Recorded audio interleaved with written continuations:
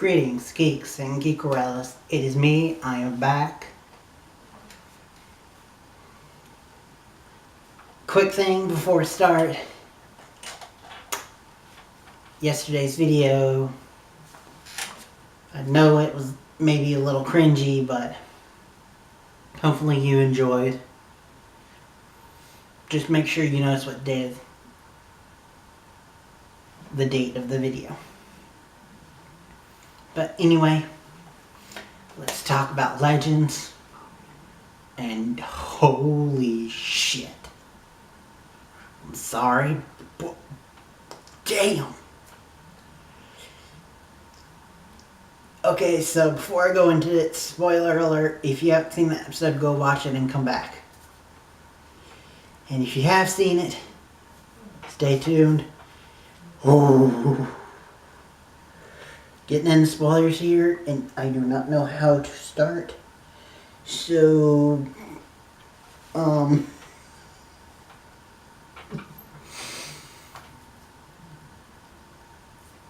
guess our episode begins with Obama.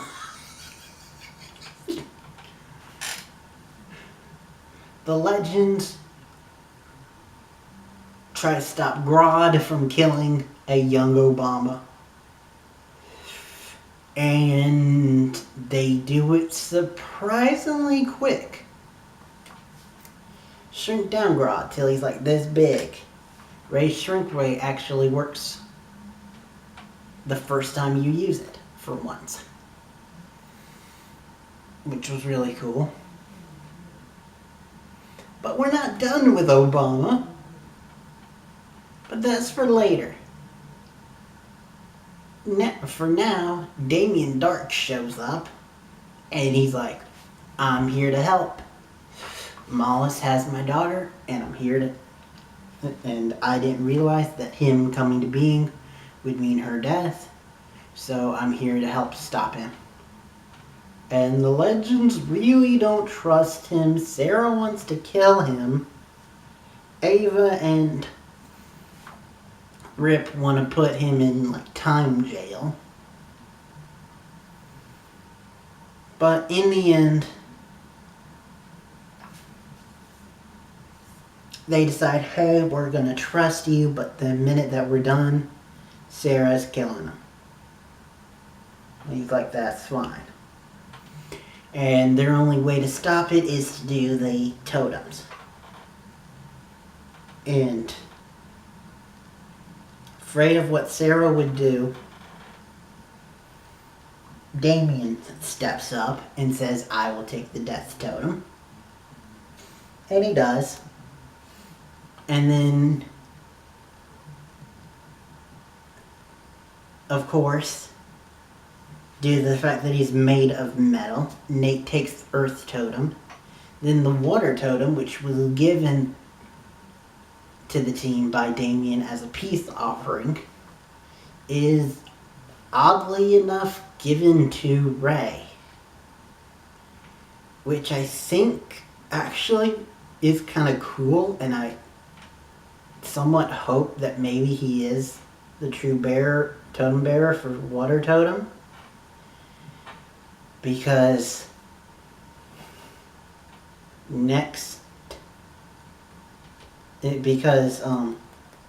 I think it would go kind of full circle, considering that episode 4 of this season, he almost died to it. And he's always been a man of science, so to have magic on his side. Also, he does kind of fit the water element as smooth and calming, but also can rush, and also is a surprisingly deadly force. Yes, Ray can be deadly. Because people forget, if he wants to, he can shrink someone out of existence. Like, just... But anywho, so back to the episode, because there's a lot. So they say, okay, we need to get Mollis and Nora, but Nora only listens to Mollis. But conveniently, Meg is watching Lord of the Rings. And who shows up? But John Noble's character.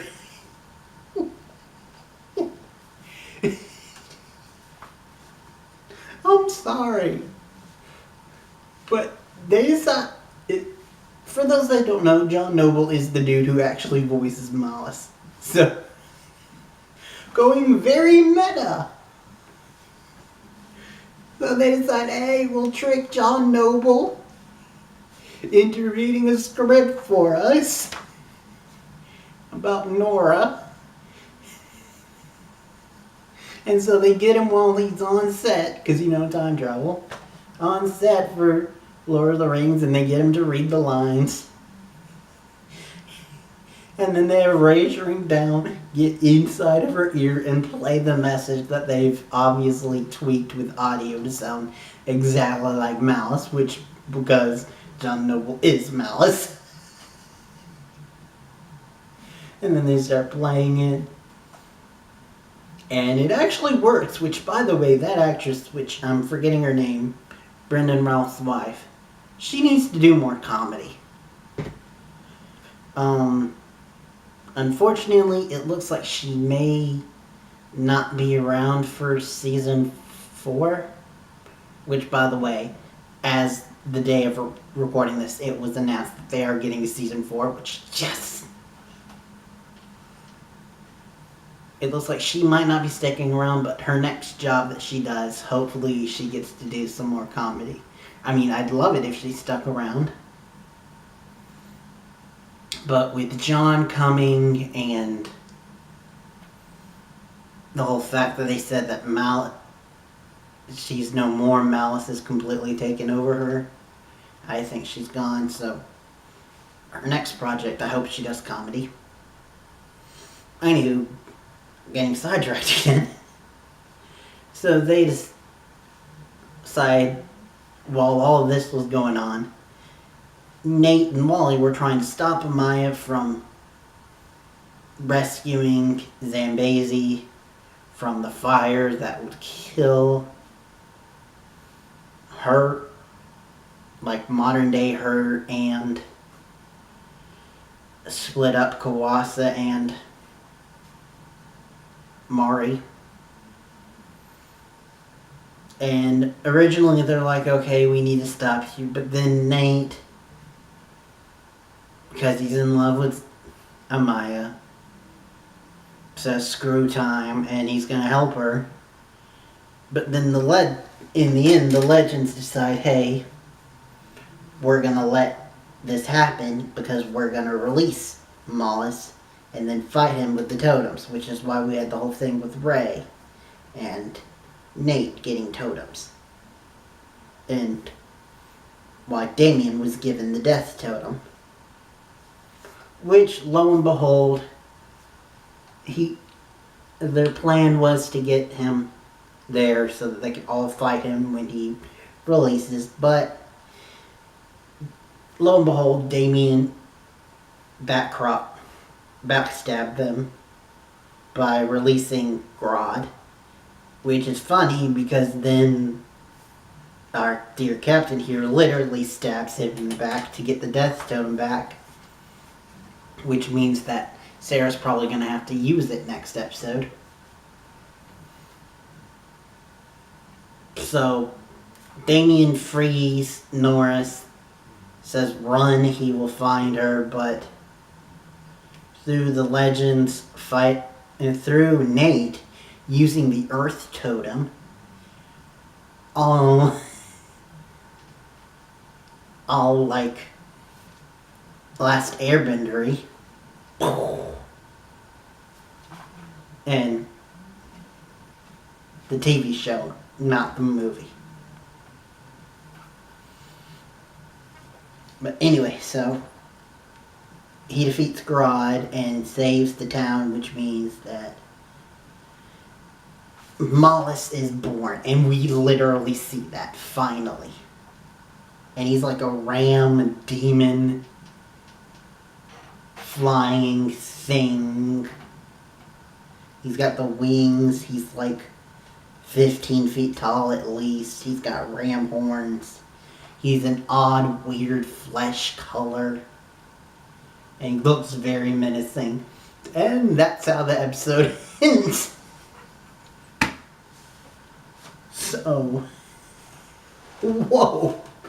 And I skipped a lot of stuff like subplot things with Ava and Sarah and more Avalanche progression, I guess you could say.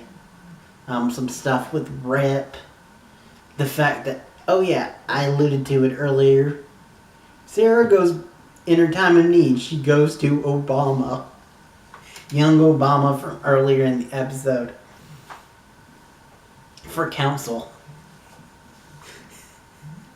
Which, by the way, that actor did an amazing job. Because even though this was a weird, fantastical, situation, I imagine the real Obama acting like that and saying those things. Anywho. And they had some good jokes with him, too. And there's a lot of stuff that I missed, like with Nora. But I'm just going to leave it there because this was a big episode. If I went into everything, we'd be here for like 20 minutes at least. But next week is the finale. So apparently it's going to be all time is broken loose. It's going to be a multiple time periods, deadliest warrior armies type thing. Where the legends have to face warriors from different times as Moss's army. Sarah's probably going to have to try to use the death totem. John, Jonah, and Jax are all coming back. This is going to be a big episode. I cannot wait. I hate to see it end, but not as much now that I know that there's going to be season 4. I cannot wait to see what fuckery comes next. This was a great episode. I loved it. Join me tomorrow for Black Lightning, where that's going to be interesting.